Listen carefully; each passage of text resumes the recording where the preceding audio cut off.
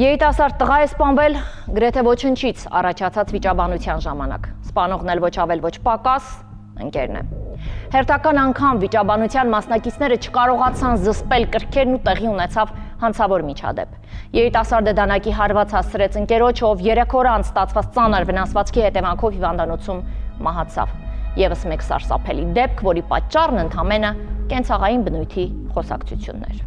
Սեպտեմբերի 13-ին ներքին գործերի նախարարության ոստիկանության օպերատիվ կառավարման կենտրոնում ստացվել է հաղորդում, ըստ որի Էրեբունի բժշկական կենտրոն է տեղափոխվել որովայնի կտրած ծակած վերքով 25-ամյա մի երիտասարդ։ Վերջինը շտապօգնության խմբի կողմից տեղափոխվել էր Այվազովսկու փողոցից։ Դեպքի առթիվ նախաձեռնվել էր քրեական վարույթ Հայաստանի Հանրապետության քրեական օրենսգրքի համապատասխան հոդվածով առողջությանը ծանր վնաս պատճառելու հատկանիշներով։ Քրեական ոստիկանության Երևան քաղաքի վարչության ծառայողների ձեռնարկած օպերատիվ հետախուզական միջոցառումների արդյունքում պարզվեց, որ տուժողին դանակահարել է Երևանի բնակիչ 24-ամյա երիտասարդը։ 2025 թվականի սեպտեմբերի 16-ին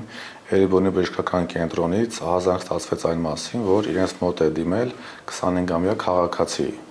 դանակահարված վիճակում։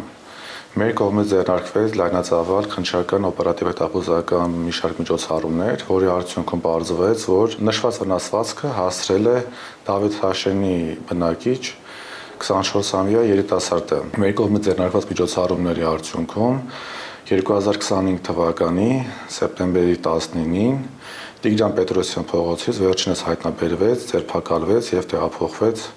Երևան քաղաքի վարչություն, այնտեղից էլ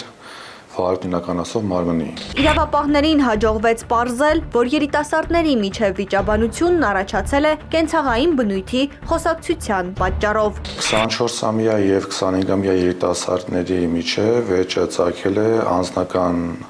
հարցերի շուրջ, վերջիներս ինչ-որ ժամանակ ընկերություն են արել միմյանց հետ, սակայն ինչ-որ հարցի շուրջ միմյանց չեն հասկացել